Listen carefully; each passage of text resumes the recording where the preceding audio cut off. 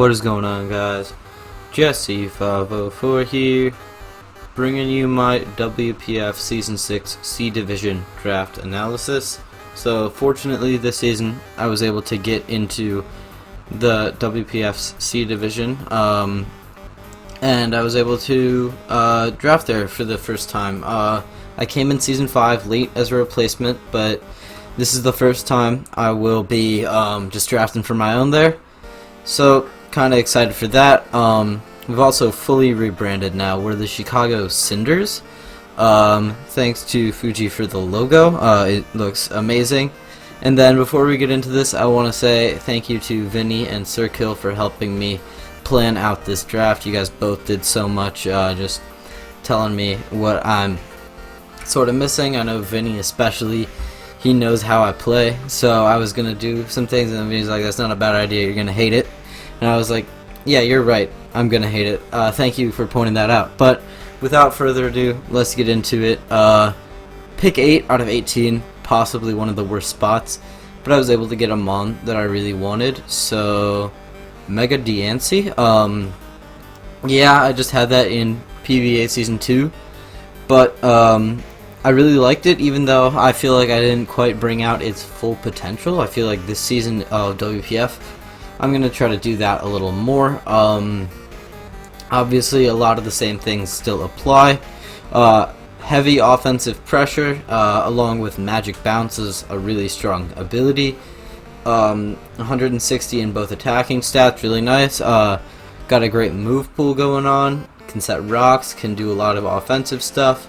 I think this season can really be a huge setup threat. In addition, it can also just play support with rocks and just sort of wearing down the opposing team.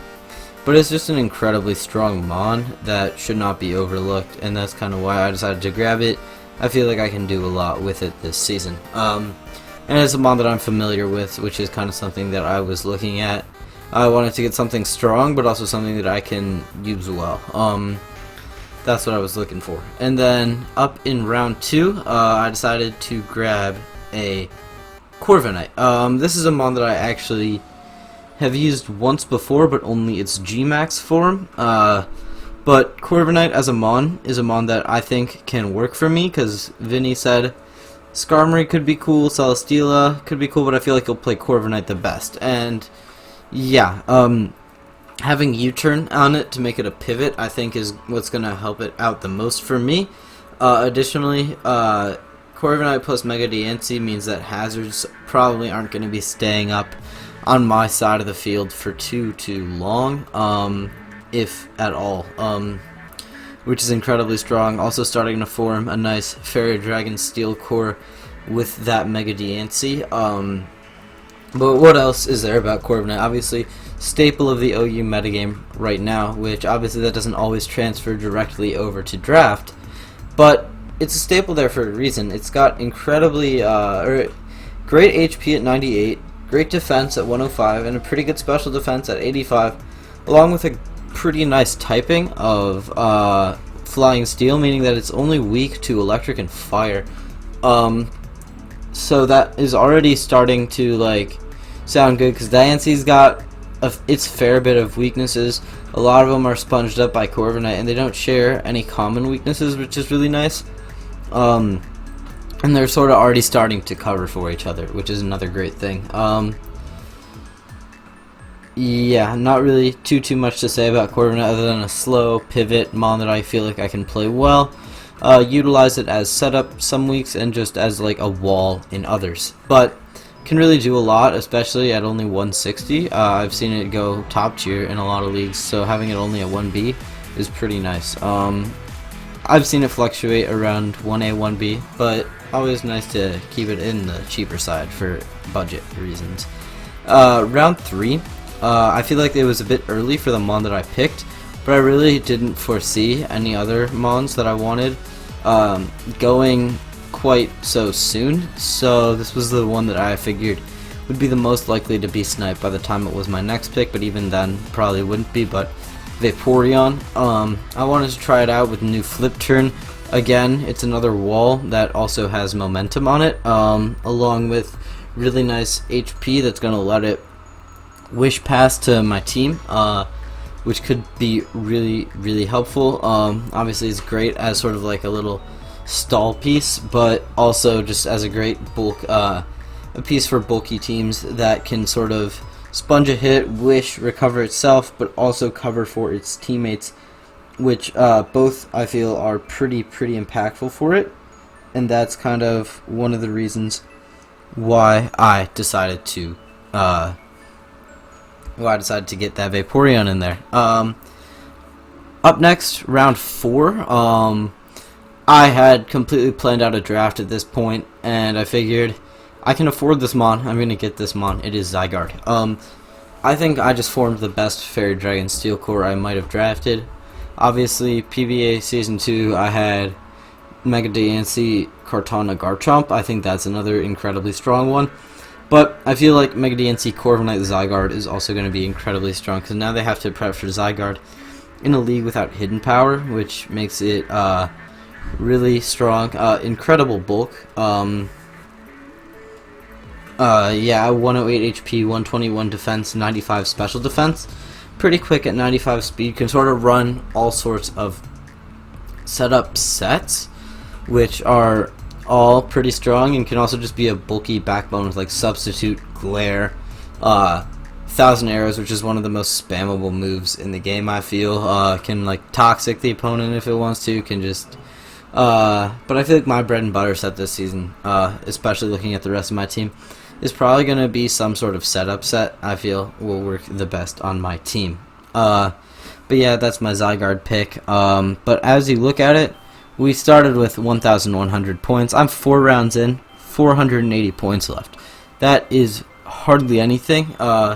So I knew for the rest of the draft it was kind of going to be an econ draft, which is tough when I still had to grab a tier 2 and a tier 3.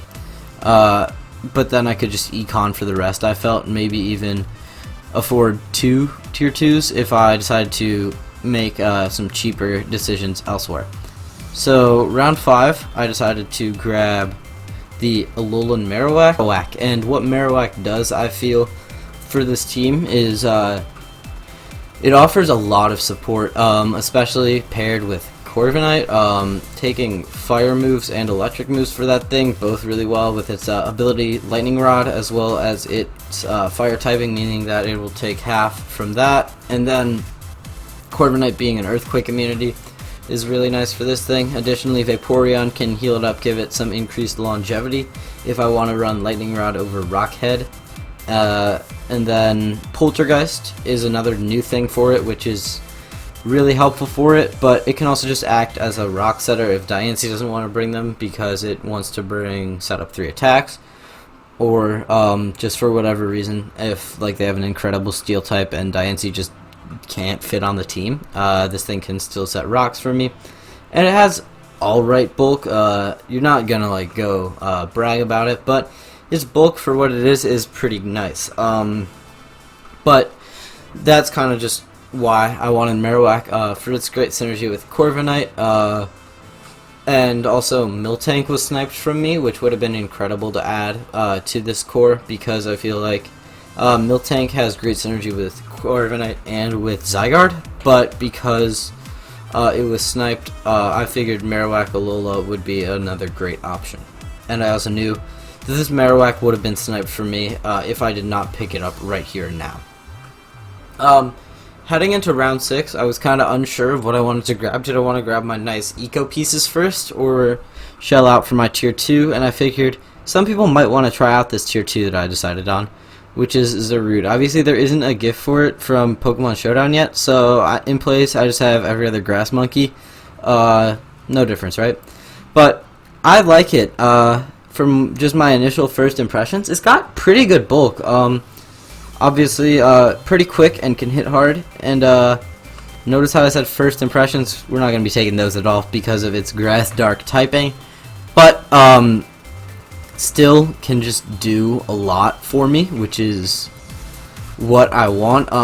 It's a great offensive threat. Obviously its move pool does look a little limited, but it can run some bulk up sets pretty nicely. It can also run choice sets, either Scarf or Band, pretty well. and its weakest stat is special attack at 70, but its weakest relevant stat is actually the special defense at 95, which means that this thing can just be a great tank if I wanted it to be. Obviously, I don't foresee myself running it in that role, but if I needed to, it could be. Also, its signature move, Jungle Healing, I believe, heals at 25% and status.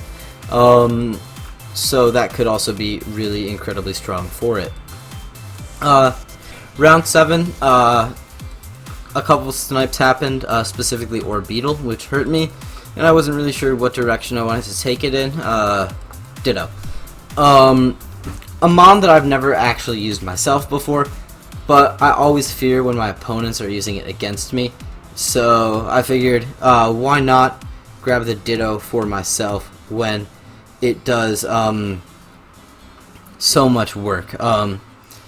I always am fearing it because it's just a great setup stopper, and I love setup, and I feel like in this division there's bound to be a ton of setup, and Ditto just helps me out as sort of a way to combat that. Additionally, I feel like Ditto, I don't want to face it myself, so having that would really be super helpful for me. But it's a mon that I don't want to face, mon that I can bring if I want to, if I just am not feeling anything else, or if the opponent has one big scary setup threat, Ditto can just come in. Additionally, a couple weather teams, Ditto's pretty solid against those as well, because it gets the opponent's ability, and it can hold a choice scarf of its own, making it able to do a ton of damage to those sort of weather-oriented strategies. But not really too much else to say about Ditto, just does what the opponent does. Yeah. Only can be as strong as the opponent's team is another reason why I might not want to bring it, but everyone has some form of strong tier 1, so I don't see why not. Round 8, Toxicity, another PBA veteran mon. Yeah, I'm looking to sort of repeat that week 5, 6, 7 stretch, but hopefully just throughout the entire season. Obviously it's a mon that I sort of found my groove with a little bit late in the season, but now that I had that groove, I see no reason why I can't continue it. Just does so much for what it is. Obviously, as Vinny would say, I am a shift gear normie, but if it ain't broke, don't fix it. I was able to pretty much run the same Toxicity set 3 weeks in a row and claim every single week with it. Obviously, its physical attack stat isn't that bad, so it can run those physical moves. And the blue Toxicity is never going to come just because having the threat of shift gear is so strong, and that one just doesn't learn it. And if I were to bring it, they'd know, oh no, it's shift gear. So despite the fact that it's the one that I actually prefer, I can't bring it any week, just because its Toxicity signature move or whatever it is useless. So kind of unfortunate there that I can't go with the aesthetics, but doesn't matter too much. Up next, round 9. I used this mod for 1 week coming in as a replacement, and it was probably like the only highlight I had in that game, which is Girder. So as a mon, it is kind of underwhelming, but then you remember it's not fully evolved, and for that, it can run Eviolite, and still have a threatening attack stat of 105, and be a decent physical wall, and able to deal damage back itself, which is pretty helpful when it's only 40 points, and it still has a great move pool that allows it to defog hazards away. Couple of nice abilities that it has, and also a bunch of different coverage options that let it really do a lot, I think, for what it is. And that's kind of what I think about my lower tiers. They do a lot for what they are. I'm not expecting Girder to be some sort of sweeper machine. I'm expecting it to maybe come to between like 1 and 3 games, and in those games, when it has the matchup, maybe claim a kill or two and take a couple hits. That's kind of what I expect out of my low tier mons. Just come for specific matchups and do alright in them. And yeah, that's what I saw in Girder. Up next, round 10, I decided to grab Mr. Rhyme. Mon that can clear hazards away with its rapid spin, and it also likes to wear its boots, which means that despite it being an ice type, it won't take the 25% from rocks, which is nice. And access to freeze dry is another thing. I always like those mons because it sort of can catch the opponent in different ways, because their water types are used to being able to sort of wall this, but with freeze dry, obviously they can't do it as well. And bulky waters could be kind of a pain if Zygarde is underwhelming and it can't really break them as well as I think it would. Having just another niche way to break them could be pretty nice, but again, pretty good for what it is. Not really expecting too much out of Mr. Rahn. And for my last pick, a third PBA veteran, Kecleon. Again, I feel like this emphasizes really what I was thinking. It does well for what it is, which is pretty much just a little special wall. Additionally, it has a ton of utility moves with Stealth Rocks, Knockoff, Priority and Sucker Punch Shadow Sneak. Protean ability means that it'll be changing its type to get Stab on everything. And again, not really too much to say about these lower tiers, so I'll just give kind of my thoughts overall on the team. I feel like I got some pretty nice cores, an incredible Fairy Dragon Steel core, and a pretty solid mid-tier Fire Water Grass core, I think. But I think what's going to hold this draft back is that it's really slow. Only 2 mons above base 100 means that I'm probably going to be forced to Scarf a lot. I'm going to be forced to, I'm going to be forced to play Bulk a lot. But I'm kind of used to that. I feel like my playstyle has shown that I can play that, especially with that PBA team that I just ran. Again, the fastest mon on that was Mega Diancie, again. But I feel like I can run those teams pretty well for what they are. What else was I going to say? But yeah, kind of slow, but not slow enough for Trick Room. Just kind of mid-speed, I guess, all around. Additionally, kind of a fairly top-heavy draft, but the bottom threats can sort of do as well. I feel like this is going to be a team that I'm going to love, or after week 4 I'm going to have half of it dropped. Yeah, that's kind of what my thoughts are on this team. Until next time, Jesse504, out. Peace.